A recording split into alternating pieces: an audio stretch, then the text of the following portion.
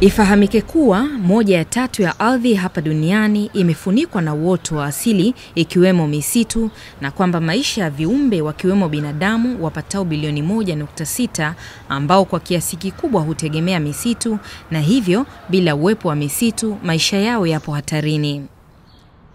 Kwa mfano, mkoa wa Pwani ni mojawapo ya mikoa ambayo inasifika kwa kuwa na misitu mizuri na ya kupendeza, ukiwemo msitu wa Pugu, Kazimzumbwi, Ruvu Kusini na Pande, huku umuhimu wa misitu hii ikiwa ni kuhifadhi vyanzo vya maji kwa mkoa wa Pwani na jiji la Dar es Salaam, ikiwemo pia hifadhi ya mazingira na bayoanuai. Lakini kingine misitu hii ya ukanda wa Pwani ni misitu ya kipekee kwa kweli katika dunia, kwa sababu ni sehemu mojawapo kwa upande wa dunia inahifadhi bayoanuai nyingi sana ambazo ni muhimu kwa ulimwengu na ni muhimu kwa binadamu. Kwa mfano kuna ndege ambao wanapatikana tu maeneo hayo ya ukanda wa misitu wa Pwani, ambapo watafiti wa ndege wanaweza wakaenda kuangalia. Vile vile hii misitu ina mimea adimu ambayo inapatikana vile vile kwenye haya makazi ya kwenye hii maeneo ya misitu ya ukanda wa Pwani. Kwa hiyo unakuta hii mimea au miti naweza nikasema ni urithi kwa dunia, vile vile ni urithi kwa taifa letu, kwa sababu inapatikana tu maeneo ya misitu ya ukanda wa Pwani. Pamoja na umuhimu wa misitu hii, kwa hivi sasa imevamiwa kwa shughuli mbalimbali za kibinadamu ambazo zinatishia uwepo wa misitu hii katika siku za usoni. Kwa ujumla ule msitu hautakiwi kufanyika shughuli aina yote ile. Sasa watu wamevamia kwa ajili ya kupasua mbao, kata mkaji, kata miti kwa ajili ya kutengeneza mkaa, kuna mijengo. Ndio uhalifu ambao unafanyika, kwa sababu hizo kazi hazikutakiwa kufanyika kwenye hilo eneo hilo. Kwa hiyo kilichofanyika sasa ni kujaribu kudhibiti hizo hali sasa. Lakini tunapojaribu kudhibiti zile hali, watu mkianza zile doria za kuna nini kule, wale wahalifu wanaweza mnakamata wengine wanaondoka. Hata hivyo katika kipindi kwa mfano cha mwaka mmoja tumefanya kazi kubwa. Tumeweza kukamata ambao kama zaidi ya 1100, karibu 1600. Tumeweza kukamata mkaa karibu magunia 2300. Na tumeweza kukamata hata misumeno ya kupasulia, misumeno hii. Tumeweza kukamata hata vifaa vitendakazi vingine kama panga, vitu vingi. Na tumeweza kubomoa makambi zaidi ya 5 makubwa ambayo yalikuwa na makambi madogo zaidi ya 200. Kwa ujumla sehemu mle msituni kuna makambi makubwa hayamo. Na tumeweza kukamata hata mifugo huko kaskazini huko. Na tumeweza kuharibu hata matanuru karibu zaidi ya 100. Na mpaka sasa tunaendelea.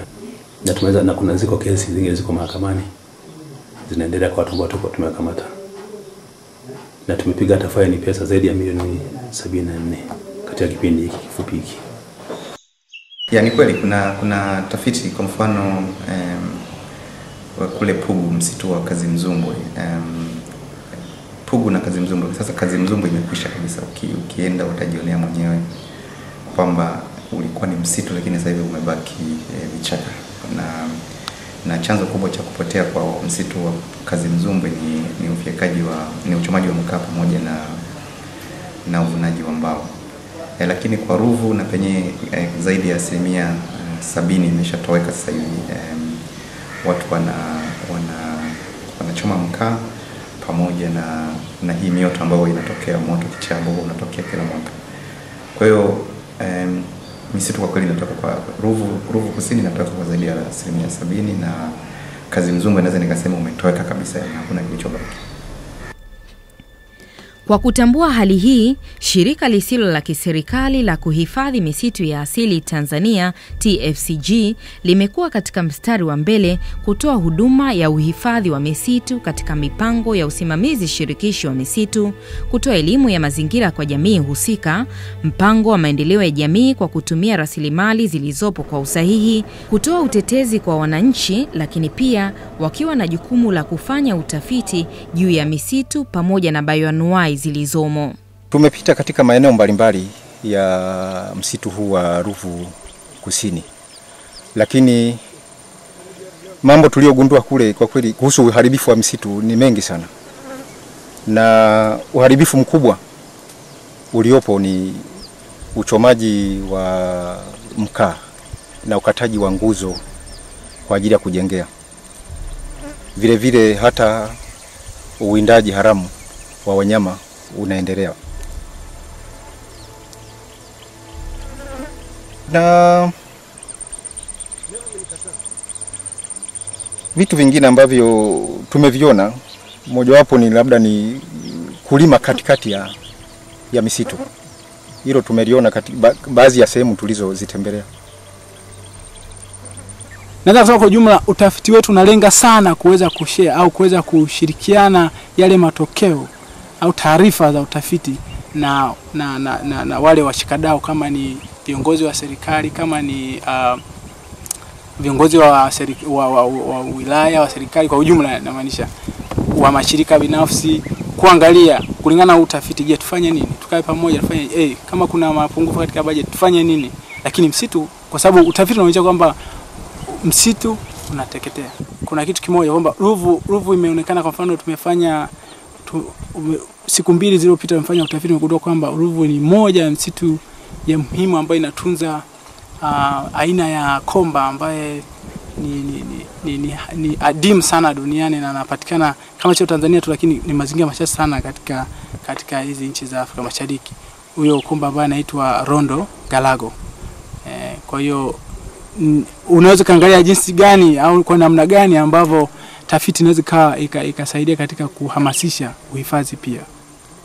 Ni ukweli usiofichika kwamba misitu hii ya pwani julikanayo kama misitu ya ukanda wa kijani, yani Greenbelt Forest, pembezoni mwa jiji la Dar es Salaam, limekuwa chini ya shinikizo kubwa kama chanzo cha kuni, lakini pia rasilimali nyingine zikiwemo mbao na mkaa kwa wakazi wa mjini. Mimi ninavyoona mkaa kweli ni na unahatarisha sana misitu, na mvua zinakuwa zipatikani hapa kwa Dar es Salaam na kwa Pwani. Lakini kutokuwepo mkaa, naona wanawake tunaathirika sana. Tunaathirika kwa sababu hamna nishati yoyote ya kutumika zidi ya mkaa.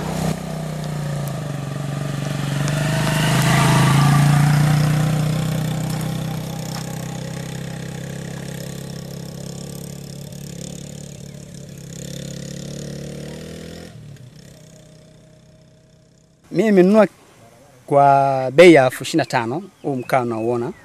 Kwa hiyo naweza nikaenda kuuza, nikauza 35,000.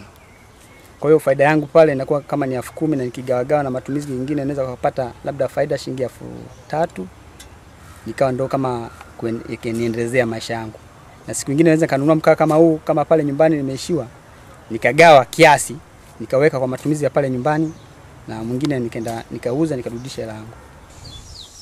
Utaratibu uliopo kwamba sisi tunaingia katika huu msitu, tunanunua mkaa kwa watu ambaye wanachoma mkaa, tunanunua alafu tunachukua kwa ajili ya mahitaji ya nyumbani.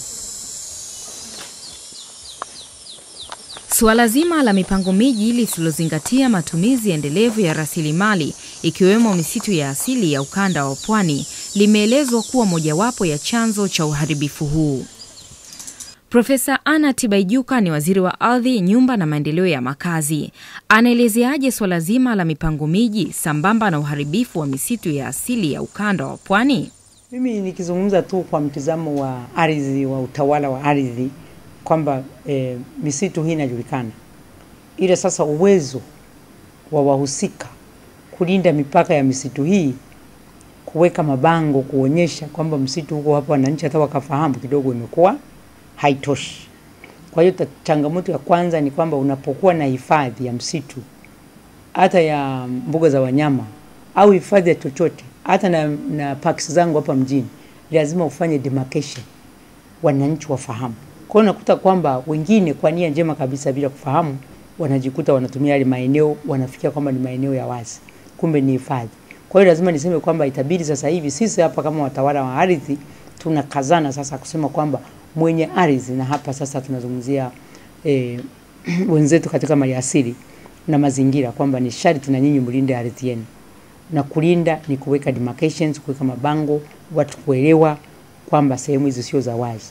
Lakini kwa wale wananchi ambao kwa bahati mbaya waliofikiria kwa nia njema tu kwamba labda hapa pako huru, sasa huu ni wakati wa kutambua kwamba hakuna mustakabali, kusudi wajipange upya. Kama mnavyofahamu, walio wengi wetu wanaokabiliana na misitu hii ni maskini, na tunajaribu kuweza kuona uwezekano ni jinsi gani tunaweza tukakabiliana na tatizo hilo kwa kuweza kufanya kazi nao.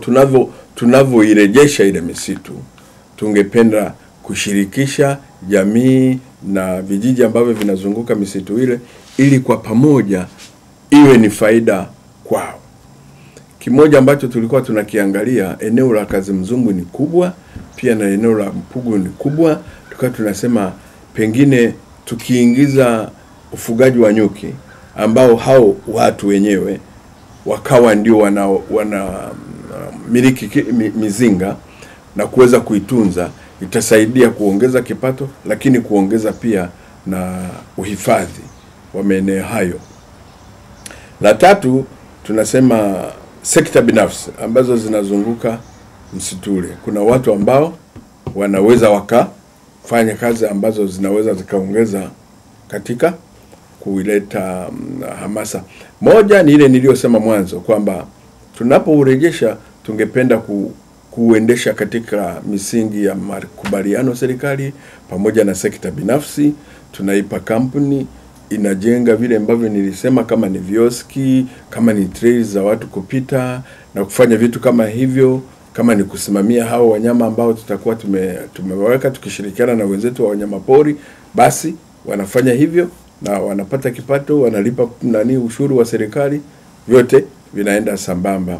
Lakini pia katika kuendeleza upandaji wa miti katika maeneo hayo, tungependa kwa kweli NGOs na watu binafsi wakaanzisha bustani na kuweza kuhamasisha watu kuweza kutenda hayo ambayo ninasema, ili kwa pamoja misitu na walioko nje ya misitu tunachangia maendeleo endelevu ya huo msitu. Tunafaidika na wao wanafaidika, bila kuona kuna msuguano ambao hauleti maendeleo katika nchi yetu. Katika siku za hivi karibuni tumeshuhudia kuwepo kwa uvunjwaji wa sheria za uhifadhi na utunzaji wa misitu, hususan misitu ya Pugu, Kazimzumbwi, Pande na Ruvu Kusini, ambapo baadhi ya vikundi vya watu wamevamia na hatimaye kuweka kambi katika misitu hii bila vibali, na hivyo kuendesha shughuli za utengenezaji wa mkaa, upasuaji wa mbao, kilimo pamoja na ufugaji bila idhini ya serikali.